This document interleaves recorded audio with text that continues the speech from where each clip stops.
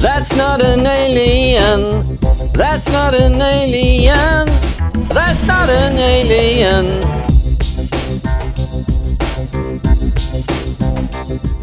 So, this is my third video talking about my book, That's Not an Alien. And I've given a bit of an idea about the plot and the politics and how I came up with the idea for the book. But the strange thing about That's Not an Alien is I just had this idea when I saw the Morons from Outer Space and heard the line about they're just a bunch of aliens who've come to Earth to do a bit of shopping, and I thought, yes, that's it, I can write a whole book just on that line. And I basically did.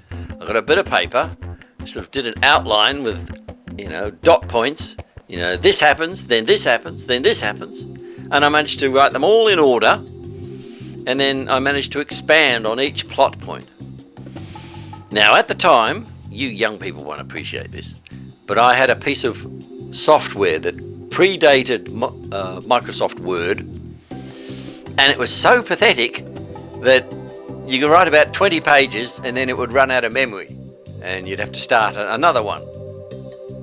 So I had That's Not an Alien, part 1, 2, 3, 4, 5. So it's like I put 2 dot points in a document and then expand on them, and then the next 2 dot points in part 2, and so on and so on. But somehow I just kept going from start to finish. And I've never been able to do that ever again. I come up with all sorts of ideas. I'll come up with something at the start and the middle and at the end, and then something a bit towards the end and a bit towards the start, and then I'm working on these things, then have to try and link them up, and sometimes I didn't even know how to link them up. I had no idea how to get from the start to the end. I've always said the best way to write a book is backwards, so that you work out the twist ending and then just work out, well, how did we get to this twist ending, and who are these bad guys and where did they come from? So it's like everything is a prelude once you've worked out the ending. But this book, somehow I managed to just sort of write it in order. There's the threat of a war breaking out, there's a spaceship, and this little alien blip, he goes up and he sort of knocks on the window and he says, as it points to a picture of the Earth, is that the Earth? I'm looking for directions here. And then there's a bit of a panic about the aliens are going to invade. And then the aliens land in Australia and some scientists find them, and they can't understand a word they say. Can't open the door on the spaceship because it's so high tech. Then war is breaking out, but the thing is, it's not the standard nuclear weapons. It's more sort of a guerrilla war, where there's a group of black separatists, and they're just sort of in an abandoned warehouse or something, and they're just shooting at some, white supremacists or somebody who were held up in an ice cream shop, and they're all just sort of shooting at each other rather than the armies. It's a little bit of a problem that I didn't quite work it out, because everyone's sort of arguing with everyone else. So the United States is breaking up into separate countries, black, white, gay, straight, Democrat, Republican. And so they don't have this united army to go and fight the Chinese or the Russians. The Russians are breaking up, and the China is breaking up into the Mandarin states and the Cantonese states, and of course Hong Kong and Tibet. And actually, when I wrote this book, Hong Kong hadn't yet become part of China.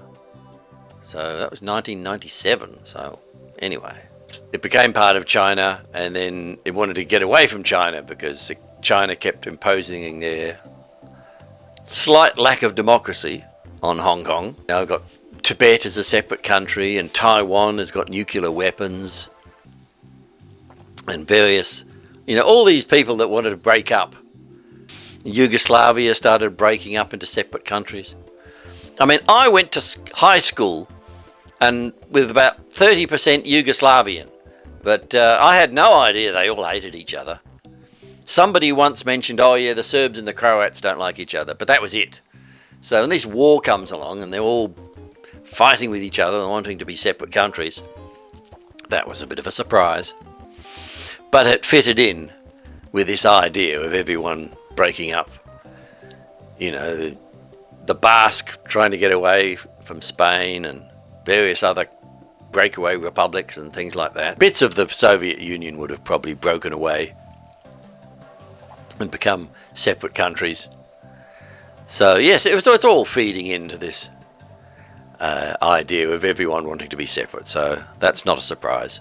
What am I going to do with these aliens? Are they going to come to Earth and say, we come in peace and here is our wonderful technology? Or they're just going to sort of look at the humans and say, hey, look, we're just tourists here. Don't hassle us. The peace movement want to use the aliens for peace, and this Macpacker, General Macpacker from what was going to become the Republican Army. So the Republican states would have their own army, and he would be the leader of that, and he was sort of fighting this war against everybody else. And he wanted to he had his hands on the alien weapons because he felt sure that they've travelled all the way across space. They're going to have super fantastic weapons better than ours, and we want to use them against our enemies. Then I had other things like they had purple living luggage. So instead of just having a suitcase on wheels, it had little legs and it would walk around, and these aliens would sort of go up and it would unzip itself and stick a hand in there and pull out these little cherry things, and it would eat these little cherry things. So that was another element that made it a bit different. The blue aliens looked a lot like things.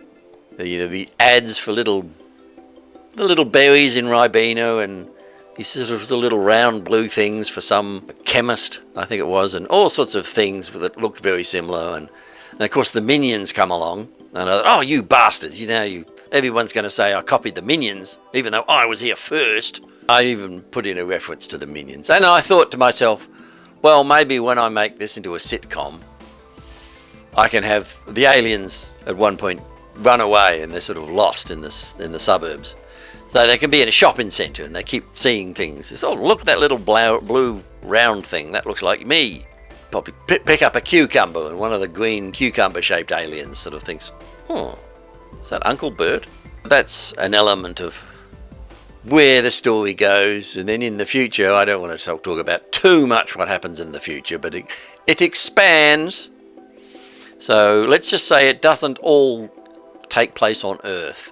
There are spaceships involved, and the humans develop spaceships and they do things with them. There are all sorts of complicated relationships between the aliens which get explored, because there are different types of aliens, and it's not just black and white like humans.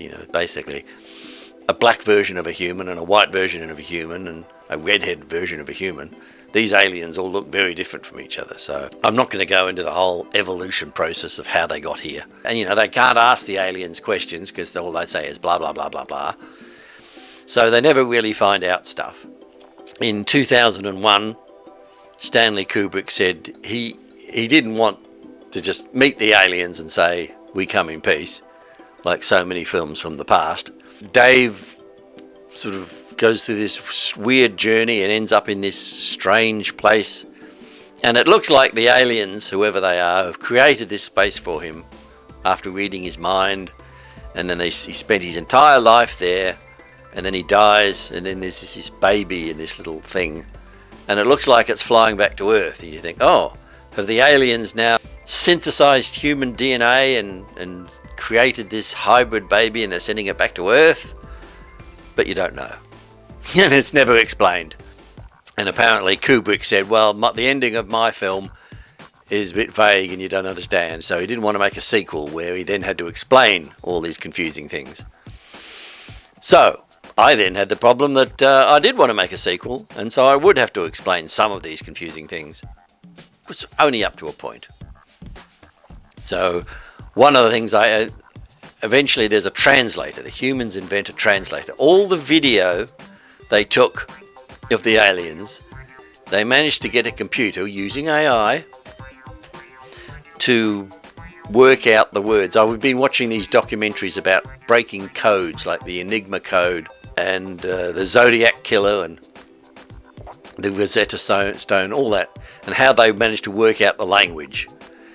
So eventually the humans somehow work out the language of the aliens, but not every word. So every now and again it goes, we have come to bleep you up the bleep, and they're not quite sure what that means. Is that good? Is that bad? Is that a swear word? Is it something polite? So we'll see what happens. I'll explain more about the characters in my next videos, because I've talked enough without revealing too many exciting plot points. So I'll try to restrain myself and not to reveal anything more until later, whenever. You'll find out.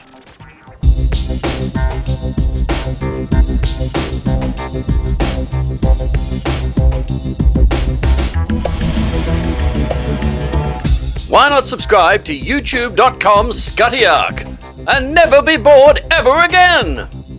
Possibly.